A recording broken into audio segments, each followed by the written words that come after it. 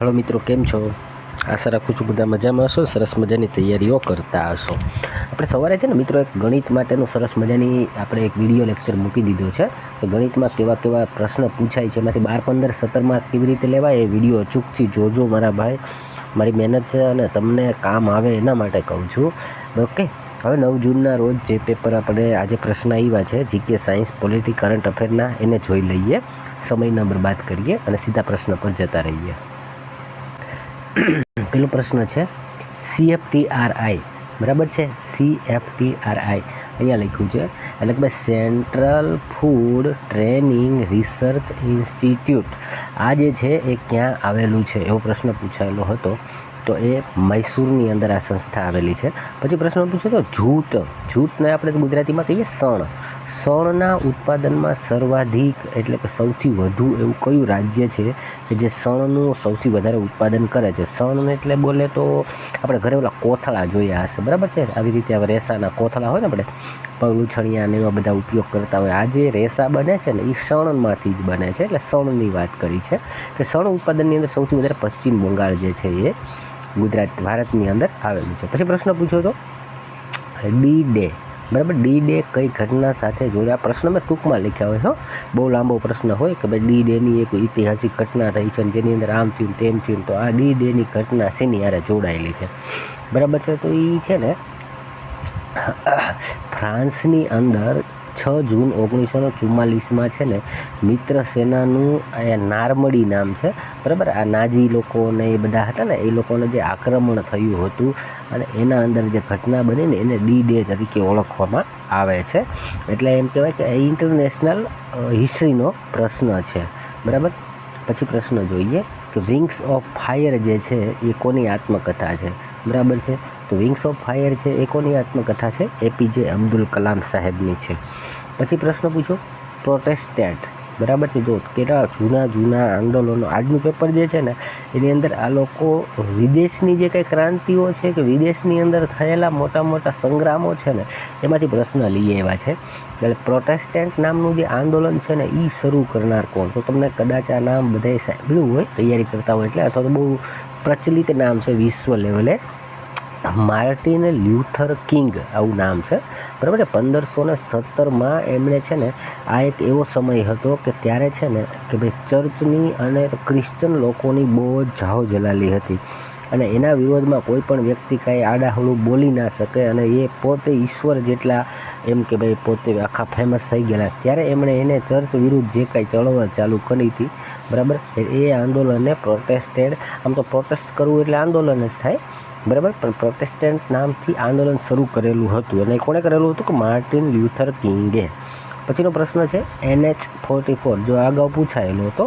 એ પહેલાં એવું પૂછ્યું હતું કે સૌથી લાંબો રાષ્ટ્રીય માર્ગ. હવે આજે પૂછ્યું કે ભાઈ NH-44 છે ને એ સૌથી લાંબો રાષ્ટ્રીય માર્ગ હોવાથી તે કેટલા રાજ્યને જોડે છે, તો કેટલા રાજ્યમાંથી પસાર થાય છે? તો એ 11 જેટલા રાજ્યોમાંથી પસાર થતો નેશનલ હાઈવે છે. પછી પ્રશ્ન પૂછ્યો આજ સુધીમાં સૌથી ઓછા સમય માટેની રહેલી લોકસભા, એટલે ભાઈ આપણે આટલી બધી લોકસભાઓ થઈ, બરાબર છે, એના અંદરથી કઈ લોકસભા સૌથી ટૂંકા સમય માટે હતી? એ 12મી લોકસભા હતી. પછી પ્રશ્ન પૂછો જાપાનનો મૂળ ધર્મ કયો છે, બરાબર? જો બધા આજે પ્રશ્ન જે છે ને લગભગ એવા કહી શકાય કે ઇન્ટરનેશનલ લેવલના જ પ્રશ્ન જે પૂછા જીકેમાંથી. તો શિન્તો, બરાબર, તમારી સામે નજર સામે દેખાતું હશે, શિન્તો નામનો જે મૂળ ધર્મ છે એ જાપાનના લોકોનો છે. પછી પ્રશ્ન હતો રાજ્યારોહણનો સમારોહ વિધિ, બરાબર છે? રાજ્યારોહણની સમારોહ વિધિ જે છે અથવા તેની વ્યાખ્યા છે એ કયા વેદની અંદર આપવામાં આવેલી છે? તો એ અથર્વ વેદની અંદર આ વસ્તુ જે છે એ આપવામાં આવેલી છે. ત્યારબાદનો પ્રશ્ન બહુ જ જૂનો પ્રશ્ન, બધાને આવડતો હોય કે ભાઈ શાંતિનિકેતનની સ્થાપના જે છે કોણે કરી હતી? તો રવિન્દ્રનાથ ટાગોર દ્વારા કરવામાં આવેલી હતી. પછી ભૂગોળની અંદરથી પ્રશ્ન પૂછ્યો કે ભાઈ કર્કવૃત તથા મકરવૃત રેખાઓ જે છે એમના વચ્ચેના ભાગને શું કહેવામાં આવે છે? તો તમે બધા આ રીતે જાણતા જ હશો કે માનો કે હું આને પૃથ્વી તરીકે કન્સિડર કરું, આ વચ્ચેનું આપણે 2 ભાગ કરીએ અને આને હું 0 અક્ષાંશ કહું, બરાબર છે? તો અહીંયા ઉપર 23.5 અને આ 23.5 છે ને અહીંયાથી સૂર્ય આવતો હોય તો તમે જુઓ કે સૂર્યના સીધા કિરણો જે છે એ આટલા ભાગમાં પડે તો આ ભાગ છે સૌથી વધારે હીટ પકડે, સૌથી વધારે ગરમ થવાનો, એટલે એને ઉષ્ણ કટિબદ્ધ તરીકે ઓળખવામાં આવે છે. એ જ પૂછ્યું હતું કે ભાઈ એને શું કહેવામાં આવે છે. પછીનો એક એવો પ્રશ્ન હતો, મને બી પહેલી વાર મેં તો સાંભળ્યો છે, પણ હવે આવું બન્યું હશે ઇતિહાસમાં, બરાબર. હોયસલ ભવન કલા, આવી એક કલા છે, બરાબર છે. આ બધી કલાઓ જે છે જાત જાતની, નૃત્ય કલા, ઓલી કલા, એમાં હોયસલ ભવન કલા આમનું સર્વોત્તમ ઉદાહરણ જે છે એ કઈ જગ્યાને કહેવામાં આવે છે? તો કે ભાઈ દ્વાર સમુદ્ર જે છે, આનો ઓપ્શનમાં આન્સર આવો હતો. હવે આ શું હોય, ક્યાં હોય તો આપણને ખબર નથી. કદાચ આવું તમને મને પૂછે તો આપણે એ પ્રશ્ન તો જતો જ કરવાનો રહે મિત્રો. ત્યારબાદ પ્રશ્ન પૂછો, 2024માં બિરસા મુંડાનો 150મો જન્મદિવસ જે ઉજવાયો તે કયા દિવસ તરીકે ઉજવવામાં આવ્યો? એટલે એને જન્મ જયંતિને શું નામથી આ વખતે ઉજવવાની? ભાઈ એને જનજાતિ ગૌરવ દિવસ તરીકે ઓળખાયો, બરાબર. આદિવાસી લોકો છે એ આ બિરસા મુંડાને પોતાના ઈશ્વર ભગવાન સમાન માને છે અને એનો જન્મદિવસ ઉજવવાનો 150મો, એને રિલેટેડ પ્રશ્ન પૂછાયો. પછી પ્રશ્ન પૂછ્યો હતો કે કોઈ વસ્તુને કોપી કરી અને એને બીજી જગ્યાએ પેસ્ટ કરવાની, આની શોર્ટકટ કી જે છે એ બે ભેગી પૂછી લીધી, બરાબર. તો ભાઈ Ctrl+C જે છે ને, Ctrl+Cથી કોપી થાય અને Ctrl+V, બરાબર છે, Ctrl+Vથી પેસ્ટ કરવામાં આવે છે, બરાબર. એટલે Ctrl+C અને Ctrl+V આવું જોડકું બે સાથે હોય એવો તમારે જવાબ આપવાનો આવે. એક કોમ્પ્યુટરમાંથી બીજો પ્રશ્ન પૂછો, MS વર્ડમાં પેજની વચ્ચે માર્જિન સેટ કરવા માટે કઈ ટેબનો ઉપયોગ કરાશે? તો કે ભાઈ આ રીતના માનો કે ભાઈ MS વર્ડનું પેજ છે, તો અહીંયા ઉપર જોશો તો બધા અલગ અલગ ફાઇલ મેનુ, હોમ મેનુ, બરાબર, પેજ લેઆઉટ, આવા બધા મેનુ હોય, પછી સબ મેનુ હોય અને એના અંદર એના અલગ અલગ ટેબ હોય. કઈ ટેબનો તમે ઉપયોગ કરશો? તો કે પેજ લેઆઉટ ટેબનો ઉપયોગ તમે કરી અને માર્જિન સેટ કરી શકો છો. પછીનો પ્રશ્ન પૂછો, ભોલેનાથ તિવારી જે છે એ કયા સંગ્રામ અથવા તો વિદ્રોહની સાથે જોડાયેલા છે? કે ભાઈ 1857ની અંદર, બરાબર, જે સંગ્રામ થયો, આપણે 1857નો વિપ્લવ બળવો કહીએ છીએ, એ બળવાની અંદર, બરાબર છે, એ જે પેલી ટુકડી હતી ને એમના સેનાપતિ તરીકે એ ભોલેનાથ તિવારીનું નામ જોડાયેલું છે. પછી પ્રશ્ન છે કે અરુણાચલ પ્રદેશ છે એની પૂર્વમાં કયો દેશ આવ્યો? એટલે કે ભાઈ તમને એને ભૂમિખંડ અને નકશાઓમાંથી પ્રશ્ન પૂછી લીધો, બરાબર છે, કે ભાઈ આ આપણે જે આખો ભારતનો આ ભાગ જે છે, બરાબર છે, એમાં અરુણાચલ પ્રદેશ જે આવેલો છે, તો એની પાછી પૂર્વ દિશામાં કયો દેશ આવેલો છે એ તમને પ્રશ્ન પૂછી લીધો. તો મ્યાનમાર એનો જવાબ બને છે મિત્રો. પછી પ્રશ્ન છે પોષણ અભિયાન, બરાબર, ગવર્મેન્ટની જેટલી સ્કીમો છે એમાંથી બી પ્રશ્ન આ લોકો વારંવાર કરતા હોય છે. એમાં પૂછું, પોષણ અભિયાન જે છે એ કયા મંત્રાલયની હેઠળ શરૂ કરાયું હતું?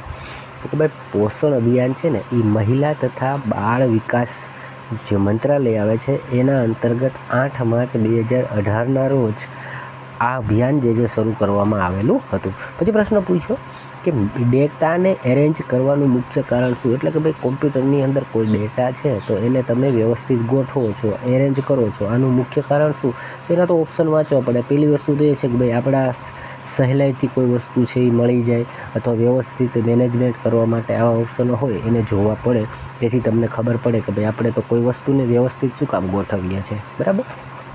પછી પ્રશ્ન છે હાલમાં કયા દેશને અંધત્વ મુક્ત એટલે બ્લાઇન્ડનેસ જે છે એમાંથી એને મુક્ત કરવામાં અથવા જાહેર કરવામાં આવ્યું? જેમ કે આપણને કીધું ને કે ભાઈ તમે જે મેલેરિયા મુક્ત થઈ ગયા, ડેન્ગ્યુ મુક્ત થઈ ગયા, એવી રીતે અંધત્વ મુક્ત દેશ જાહેર કરાયો તો એ નાઇજીરિયા દેશ જે છે એને મુક્ત કરવામાં આવ્યો છે અથવા જાહેર કરવામાં આવ્યો છે.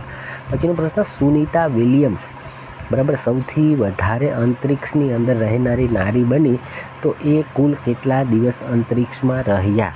તો એ 286 દિવસ જેટલું અંતરિક્ષમાં રહીને આવ્યા.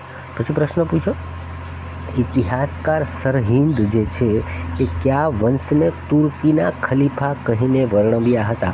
એટલે આપણે બધા ખબર છે કે ભાઈ ઓલો ઇતિહાસકાર છે એણે ફલાણાને આવું નામ આપ્યું, નાને આ ઉપનામ આપ્યું, એવી જ રીતે કે આ સરહિન્દ નામનો જે થઈ ગયો ને ઇતિહાસકાર, એણે તુર્કીના ખલીફા કોને કહ્યા? બરાબર. તો મુઘલ વંશ જે છે ને એને શું કીધું? તો કે આ બધા તુર્કીના ખલીફાઓ છે. પછી પ્રશ્ન છે સહકારી સમિતિમાં સંશોધન કરવાનું મુખ્ય કારણ? બરાબર, એટલે કે ભાઈ બંધારણની અંદર એમ કહે છે કે ભાઈ સહકારી સમિતિ જે છે એની અંદર સંશોધન કરવાનું મુખ્ય કારણ ઓપ્શન મુજબ તો કે ભાઈ શું હતું તો મજબૂત કાર્ય થાય, એની પ્રણાલી મજબૂત બને તથા પારદર્શિતા આવે, જેથી કરીને કાર્ય છે એ બધા લોકો પારદર્શક રીતે જોઈ સમજી શકે. પછી પ્રશ્ન હતો ભારત સિંગાપુરની સેના અગ્નિ યોદ્ધા નામનું સૈન્ય યુદ્ધ જે થયું, મતલબ કે પ્રેક્ટિસ કરી, સૈન્ય યુદ્ધ પ્રેક્ટિસ જે કરવામાં આવી, બરાબર, એ કઈ જગ્યાએ આયોજન કરવામાં આવેલું હતું? તો કે મહારાષ્ટ્રના દેવાલીની અંદર આ યુદ્ધ પ્રેક્ટિસ કે યુદ્ધ અભ્યાસ કરવામાં આવેલો હતો. પછી પ્રશ્ન પૂછો વર્તમાનમાં જમ્મુ કાશ્મીરમાં કોની સરકાર છે? તો આઈ થિંક મને નોલેજ છે ત્યાં સુધી કે ભાઈ બીજેપીની સાથે Jammu and Kashmir National Congress party, બરાબર છે, અને સાથે બીજેપી જે છે એ બંને ગઠબંધન કરી અને સરકાર બનાવી છે. ત્યારબાદનો પ્રશ્ન છે કે 2025માં જળવાયુ પરિવર્તન પ્રદર્શનમાં સૂચકાંકમાં પ્રથમ નંબર ઉપર કયો દેશ રહેલો છે? એટલે જો હવે બધા સૂચકાંકો જે છે એમાંથી પણ પ્રશ્ન આ લોકો પૂછે જ છે, એટલે તમે એ પણ ફોલો કરી લેજો, એકવાર રીડ કરી લેજો. તો ડેનમાર્ક જે છે પ્રથમ ક્રમે આવેલું છે. પછી પ્રશ્ન છે નીચેમાંથી કયા નૃત્યમાં સંગીતનો ઉપયોગ થતો નથી? તો છઉ નૃત્ય છે. કેવું નૃત્ય? છઉ નૃત્ય જે છે એ પૂર્વ ભારતનું છે. એની અંદર બધા મુખોટા પહેરી અને શારીરિક જે ક્ષમતાઓ છે એનું કૌશલ્ય દર્શાવતા હોય છે, અને આની અંદર સામાન્ય રીતે સંગીતનો ઉપયોગ થતો નથી. પછી પ્રશ્ન છે પૃથ્વીના પરિક્રમણથી શું પ્રભાવ પડે? એટલે કે ભાઈ જે પૃથ્વી, હમણાં આપણે એક પ્રશ્ન પૂછીને છે ને એવી રીતે આ પ્રશ્ન છે પૃથ્વીનો. પૃથ્વી છે ને એ 2 પ્રકારની ગતિ કરે. એક તો છે ને એ પોતાની ધરી ઉપર જે છે, પૃથ્વી પોતાની ધરી ઉપર આમ ફરે, બરાબર છે, એટલે એને કહેવાય પરિભ્રમણ. અને બીજું જે છે એ શું કહેવાય તો કે પરિક્રમણ, એટલે કે સૂર્ય જે છે એની આજુબાજુ પૃથ્વી ફરે એટલે પરિક્રમણ, બરાબર છે, પરિક્રમણ કહેવામાં આવે છે. એટલે પરિક્રમણ જે કરે એનાથી શું પ્રભાવ પડે? તો કે ભાઈ એનાથી છે ને ઋતુઓનું પરિવર્તન થાય છે. ઓકે. પછી પ્રશ્ન છે રીટ્સ, આ રેલવેને લગતો પ્રશ્ન છે.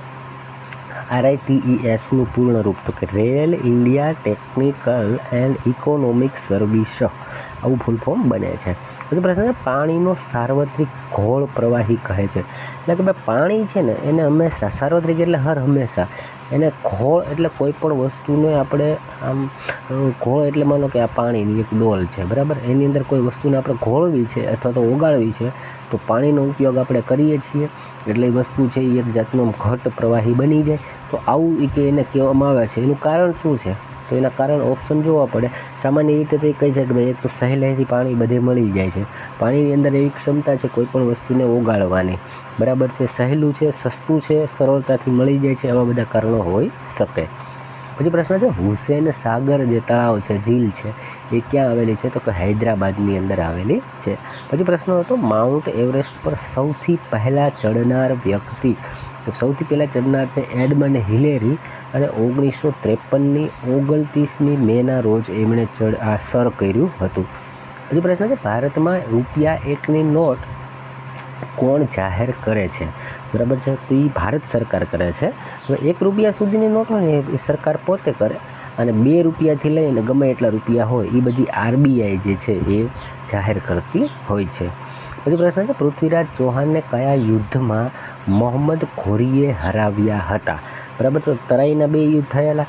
પહેલાં મોહમ્મદ ઘોરીને આપણે હરાવેલા, એટલે કે ચૌહાણે હરાવેલા, અને બીજા યુદ્ધની અંદર ચૌહાણ જે છે પૃથ્વીરાજ ચૌહાણ પોતે હારેલા હતા.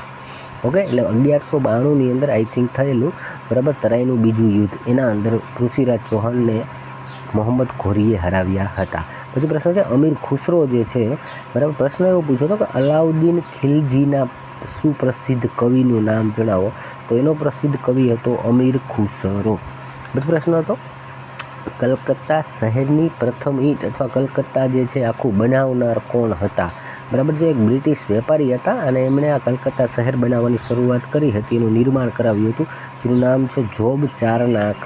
શું નામ હતું? જોબ ચારનાક. અને એણે બ્રિટિશ વેપારી હતા. 1690માં કોલકાતા શહેર બનાવવાનું એને સ્ટાર્ટ કરેલું, અને પહેલી નીંવ રાખી આપણે એમ કહીએ ને એવા વ્યક્તિ. પછીનો પ્રશ્ન એકદમ ઈજી, શ્વેત ક્રાંતિના જનક તો કે વર્ગીસ કુરિયન.